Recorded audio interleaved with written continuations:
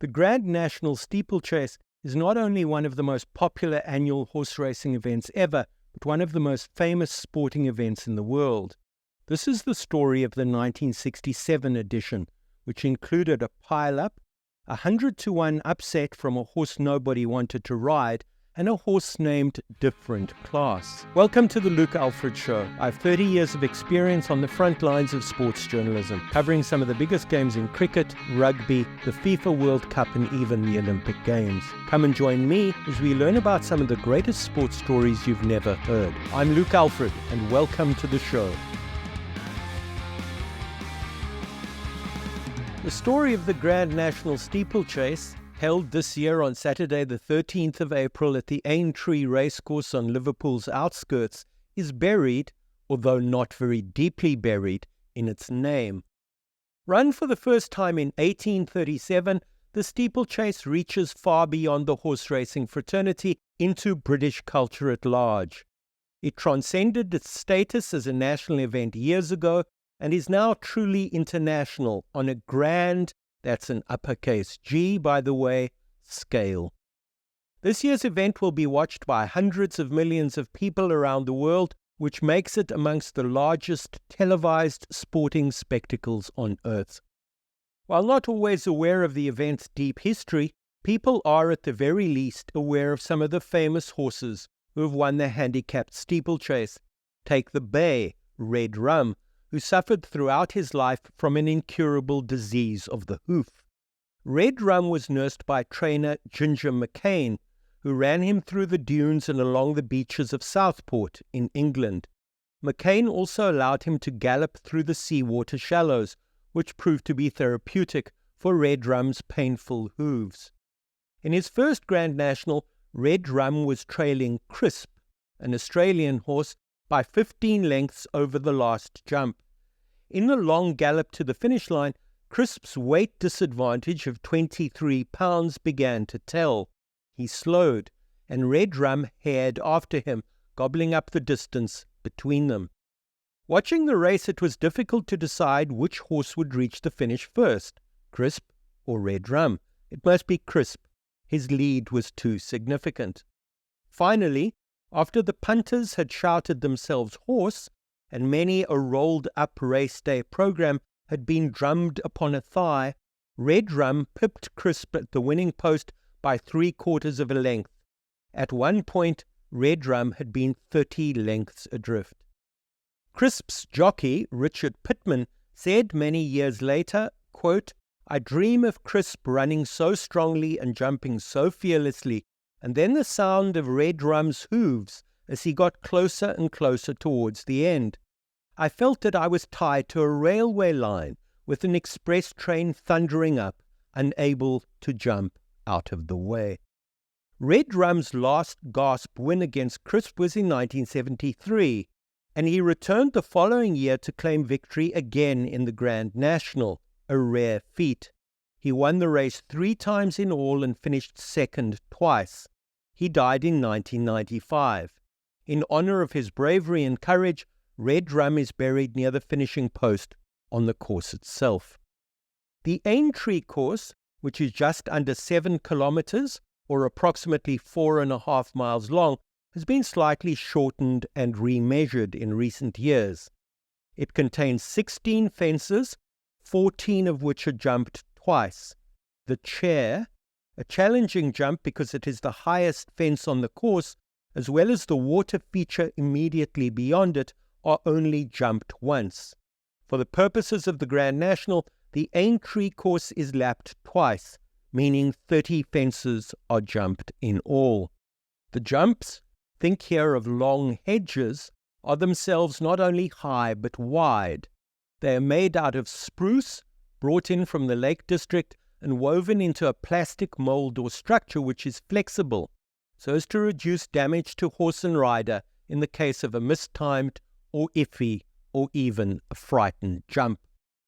Sometimes the jump is extended by a water feature on the wrong side, or the blind side of the jump for horse and jockey, and sometimes the level of the ground on either sides of the jump is different. In steeplechasing parlance, this is referred to as a drop. The jumps, I think it is fair to say, have encouraged some degree of fiddling over the years. There is a tradition of reducing jumps in height, for instance, or raising the level of the ground immediately prior to the jump. In some instances, brooks on the far side of the hedge have been filled in. This is in the interests of both horse and rider.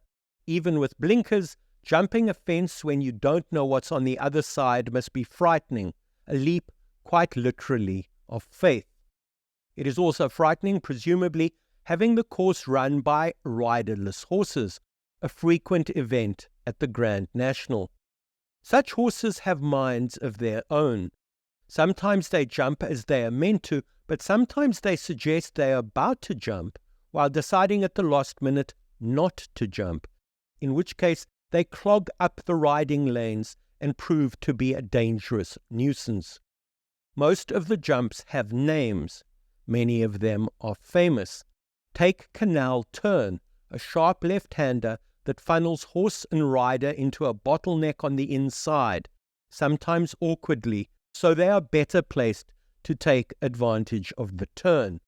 Or Valentine's or Beecher's Brook, so named because it was here that Captain Martin Beecher was thrown from his horse, Conrad, during the riding of the 1839 Grand National, only 2 years after the steeplechase began. We've already heard about Red Rum, an Irish horse with dicky hooves, but who knows about Foinavon, an Irish horse with no hope? In the 1967 Grand National, Foinavon was a 100-to-1 outsider, having moved up in the bookies' estimations because at one stage he was a 500-to-1 outsider before firming to be a 444-to-1 outsider. The pundit of form and all things equine, no less a tipster than Charles Benson of the Daily Express, called him with damning understatement, quote, not the boldest of jumpers. Continued Benson blithely in his fatefully cavalier Express preview before the 1967 race, quote, he can be safely ignored, even in a race noted for shocks. So slight were Foinavon's chances in the race that neither his trainer nor his owner was at the course that dank day in 1967 to witness his run. He hadn't placed in any of his last 14 races, and there was no reason to believe that that would change now. His owner, Cyril Watkins, looked at the foggy weather in Liverpool and decided to stay at home and watch matters on TV, possibly sipping cocoa with his feet up in a pair of comfy slippers.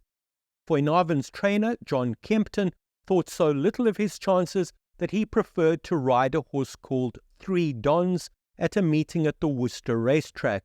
He sent his father, Jack, to keep an eye on things in Liverpool.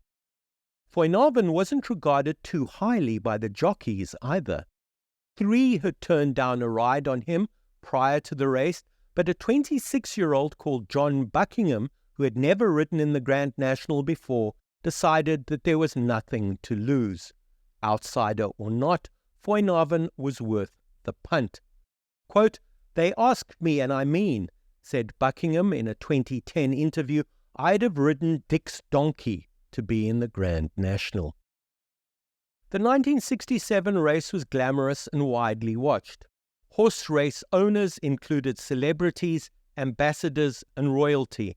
The British Broadcasting Corporation had 18 cameras around the course, and the international audience was estimated at 200 million people in over 140 countries. The televised event was so slick and the course so long that some of the race commentary from deep on the course was referred to as that provided by, quote, country cameras. For the first time ever, the BBC had 4 commentators for the event shown live on their famous Saturday afternoon show Grandstand. David Coleman anchored the commentary team, which was also made up of Peter O'Sullivan, Bob Haynes, Michael Seth Smith, and the Irish broadcaster Michael O'Hare. Possibly because he was Irish, and possibly because it just turned out that way, O'Hare was stranded at the back of the course. It proved a very, very useful place to be. Equally useful in what was to follow was O'Hare's vast experience in the world of radio at large.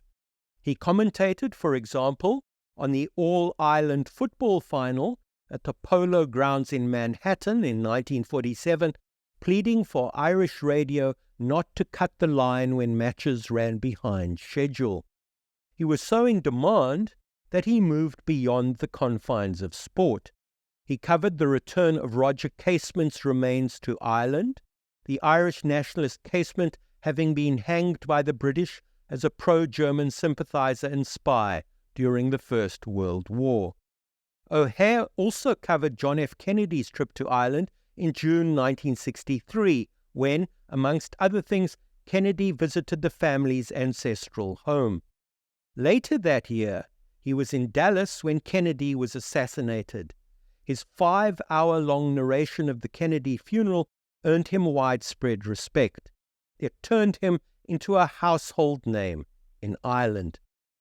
Hollywood heartthrob Gregory Peck, star of the film version of To Kill a Mockingbird and director John Huston's adaptation of Herman Melville's Moby Dick, had a horse rather brazenly called Different Class in the 1967 Grand National. Peck and his beautiful French wife, Veronique Passani, expected Different Class to show his colours that year at Aintree, so travelled to England for the event. Both were seen on the night before the race, dancing the night away at the Adelphi Hotel in Liverpool, taking side bets with other horsey-set high flyers. We know this because with American owners having horses in the race, the magazine, Sports Illustrated, sent a reporter, Whitney Tower, to Aintree. Tower was a Harvard graduate and comfortable in the company of the Pecks and other assorted high flyers. He wrote a fine piece for the magazine, which I've drawn on here, but one which is marred slightly by its tone of knowing superiority. Tower was a horse racing and steeplechasing man. These were his people, yet he couldn't ditch the snide undertow to his reporting. He might have been of them, but he was clearly better than the people with whom he associated. Not only was there glamour, dampened ever so slightly by cold fog over the course for much of the day, but there was what newspapers used to quaintly refer to as, quote, human interest. A 67-year-old Californian jockey called Tim Durant raced in the 1967 Grand National on Ariel 111. With heartwarming predictability, the newspapers dubbed Durant, quote, the galloping granddad. Ariel 111, with Durant on his back, eventually fell to earth at the 19th fence, and Grandad was eventually grounded. While the race contained glamour, tradition, and possible drama, it also contained a shadow self. Jumps were often vandalized, sometimes by animal rights activists. Extra police with dogs guarded the Aintree stables on the night before the 1967 event to prevent any pre-race skullduggery. While all precautions were taken, little could anyone have imagined the drama that was, quite literally, just around the corner. Forgive me while I interrupt the sports story to tell you about the Luke Alfred Show Patreon. As you may know, being a writer is not the most lucrative career choice. Please consider making a small donation to keep the show going at patreon.com/The Luke Alfred Show. But for now, let's get back to the story. 44 horses started the 1967 Grand National, among them Foinavon, the horse deemed so unlikely to finish that his trainer and owner were enjoying themselves elsewhere. Among the favourites were Different Class, owned by Peck, of course, Anglo, Rutherford's, The Fossa, Kilburn, Leedsy, Honey End, Red Alligator, and Bassinet. The steeplechase went according to form in its early stages, although Bassinet fell at the first fence. Popham Down also lost his rider, Mesa Gifford, but carried on regardless, enjoying himself, running with ease, and blithely getting in other horses' way. So too did April Rose, who galloped on with outrider, Piers Bengoch. The early leaders included Rutherfords, Penvuglo, Kirtle Lad, Rondetto, Tower Road and Princeville. When the horses reached Anchor Bridge, beginning their second lap, all 6 were there or thereabout. Foinavon, having been mentioned by the commentators early on in the race, wasn't heard of as he loitered towards the back. This presumably means that he and Buckingham weren't anywhere where they could be seen. The conventions of commentary were different in those days. It was acceptable, maybe even mandatory, to point out riders' mistakes. There's an alacrity, a joy even, to be heard in a plummy accent pointing out a mistake, although you never get to hear what the mistake actually is. It might be a mistake in line or technique nobody thinks to tell you. And here you were thinking that a mistake was something dramatic, a costly mistake, such as when a horse decides to stop dead in its tracks and turf the rider to the spongy turf. By the time O'Hare took over the commentary for his second stint behind the microphone, some of the original leaders remained. Others had fallen back. In no particular order, O'Hare identified Kirtle Lad on the inside and Princeville, who we are familiar with from earlier on in the race, but added the names of Capino and Castle Falls. Riderless Popham Down continued to make a nuisance of himself, although he was seldom referred to by the commentators, who clearly saw him as the invisible horse. Perhaps he was simply a non-starter. At Beeches, the 22nd jump, there was no trouble. All the horses, including April Rose and Popham Down, got through fine. According to O'Hare, however, Rutherfords had lost ground, although this was but a blip on an otherwise fine run. It was at the jump directly after Beeches where all the fun started. It is difficult to say for sure whether it is Popham Down or April Rose who stops just before the jump. Whichever horse it was, they stopped, and they were joined by the second riderless horse. Both formed a sort of pre-fence fence. Their stopping was compounded by the fact that the stationary horses didn't address the fence as they would if they were jumping it. They stood parallel to the fence, which made them a larger barrier, which made them more difficult to miss, which made the horses who couldn't miss them more difficult to miss, and so on. As Popham Down and April Rose drew their line in the Aintree sand, the front runners collapsed into them. In no particular order, the front runners at this stage of the race were Castle Falls, Rondetto, and Rutherfords. All 3 horses and many others ploughed into Popham Down and April Rose. There was a pile-up of quite unbelievable proportions, with almost none of the horses actually making the jump, but standing, bewildered with their riders, on the wrong side of the fence. O'Hare witnessed it all, and just about here came up with the exquisitely polite, not to say strangely euphemistic lines, quote, "Rutherfords has been hampered." It would have been more accurate to say that Rutherfords has just gone down in an ungainly, sprawling mess, and an entire race worth of other horses had gone down with him. But this was 1967. Too much overt emotion was not the done thing. To repeat, the commentator simply said, quote, "Rutherfords has been hampered," as though a fly had just landed on the horse's nose. Let me not be unkind, however. O'Hare dealt with all the 23rd fence threw at him, if you'll excuse the pun, with elegance and aplomb. Paraphrase doesn't do justice to O'Hare's grace under pressure, so let's quote his actual commentary of the dramatic pile-up in full. Only in that way will we do his fragment of splendid commentary justice. Here he is, commentating on the 23rd fence.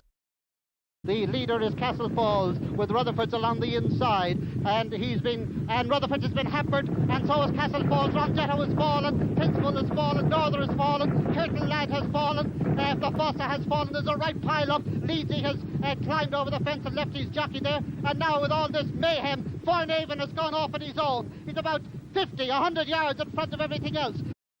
A mighty 25 lengths off the pace when the pile-up happened, Buckingham and Foinavon were so out of contention that Buckingham managed to avoid the worst of the mayhem. He looked at the chaos, plotted a course round the outside, encouraged Foinavon over the fence, and suddenly found himself in the lead. He had finally got the jump on every last horse that used to be in front of him. Of course it was a lead he didn't realize he had. He was following others' lead, not leading, only too happy to be in the race. But now, the unthinkable. He was the leader. Others would follow him. He left pandemonium behind. Some horses, refusing to go any further, had heaved their riders over the fence, as though tossing coins into a well. 3 or 4 riders now stood on the wrong side of the fence, looking like Friday night drunkards, unsure of where they had parked their car. On the other wrong side of the fence, there was complete and utter uproar. Jockeys were looking for their horses, struggling to remount. Others were trying to extricate themselves from the mess as best they could. Some horses galloped on without their riders, regardless. Some ran backwards, in the direction from which they had come, hoping that they would find the finish line back at the beginning. Long gone, the start of the race couldn't come too soon. All of this made for such good viewing that a train on the raised tracks in the background stopped, so passengers could watch it all. They were the best seats in the house. The overarching irony of the pile-up at the 23rd was that the 23rd was an innocuous fence. It was a fence identified by a number, not a name, an anonymous terminus on the way to somewhere else. Canal Turn, with a far more dangerous reputation, was 2 jumps away. But the accident didn't happen where it was expected to happen. It happened where it wasn't expected to happen, which perhaps suggests that it is useless expecting an accident to happen at all. Foinavon negotiated Canal Turn successfully. He bounded on, enjoying his lead. Buckingham began to realize that he might have had the race won, indeed, that it was his race to lose. In all, 17 jockeys from the original 44 starters managed to remount, but they had lost too much time. Honey End, the 15-2 favourite, followed Foinavon's lead. He made up an impressive amount of ground, although it wasn't quite enough to pip Foinavon and Buckingham at the post. Honey End placed second, with Red Alligator third and Greek Scholar fourth. O'Hare suggested after the mass pile-up that the 23rd be named the Foinavon fence. Giving an unnamed fence a name clearly isn't a question for the indecisive or the faint of heart, because it took 17 years until 1984 for the Grand National Committee to honour the Irish commentator's suggestion. The 23rd at Aintree is henceforth called Foinavon Fence, and you now know why. In April 1967, on a foggy Saturday afternoon outside of Liverpool, Foinavon had his moment in the sun. He was turned down by 3 jockeys as a nag and no-hoper. His trainer and owner weren't even there to see him. He was even referred to by a pre-race tipster as, quote, not the boldest of jumpers. But Buckingham took a punt and rode him carefully through a gap in the fence at the 23rd jump, and in a time which compares favourably with other winners in other years. Foinavon never had such a joyous day out again. Not bad for a horse who, as a stable companion, had a white goat called Susie. If you enjoyed this episode of The Luke Alfred Show, please give me a 5-star rating. As an independent creator, this podcast is made possible through your support.